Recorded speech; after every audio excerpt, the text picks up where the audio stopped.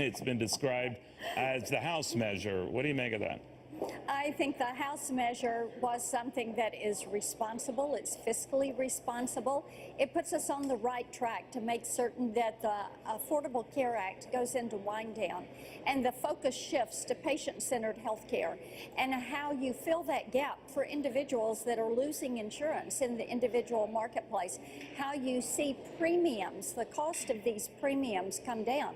Our goal is to make certain that all Americans have access to affordable health care, and once they have that insurance, that they can actually see a doctor and use that insurance product that they buy.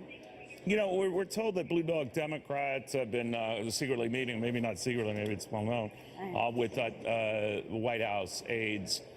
Separately, as Chuck Schumer has indicated that he is open to discussions on this health care thing.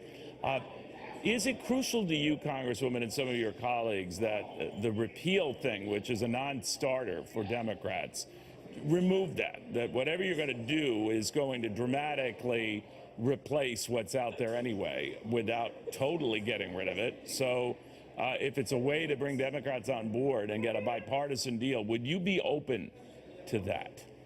Well, I think what we have to look at precisely is this. The insurance marketplace is imploding. And what you have to realize is whether they want to call it removal or repeal or whatever, it is not going to continue as it is because it is not functional. And when you have a marketplace that cannot be sustained and people are not opting to get into that marketplace, 19 million Americans last year chose to pay an IRS penalty as opposed to getting into the marketplace because the product was unaffordable. That tells you this is not working. So indeed, you have to be able to say, let's wind that down and find another way.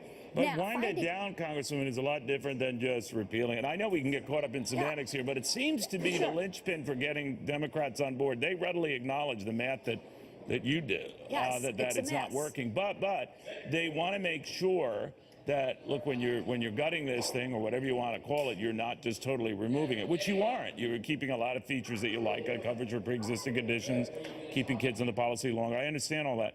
So there's broad agreement on the basic tenets here, right? So I guess what I'm asking is to get Democrats on board with this, to make this look bipartisan, unlike the Affordable Care Act, which is only Democrat votes. Would you be open to saying, all right, the repeal thing is not a drop-dead, gotta-have feature? The president has said that we would repeal Obamacare and replace it with patient-centered health care.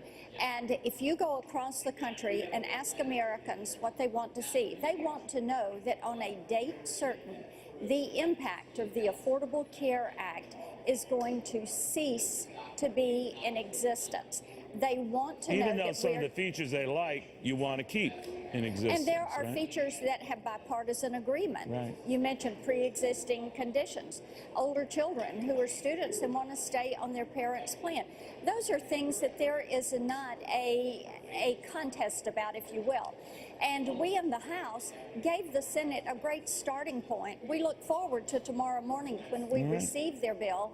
And then so you have no idea what's in it, right? They're keeping it in from you. Right. They are keeping it under wraps, and we were very open in our process.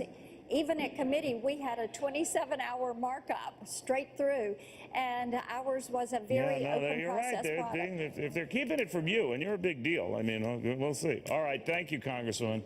You bet. All right, all at 9:30 tomorrow morning when it's all debuted here, and we'll see how it sorts out on Capitol Hill. All right, meanwhile, we've got all of this extreme heat that's just wreaking havoc on Southwest. Not Southwest Airlines, just the Southwest period, I should say. And temperatures are expected to stay high for a while. We've got storms and, a tropical storm threatening the Gulf Coast. All that going on as Amazon is making some continued news of its own.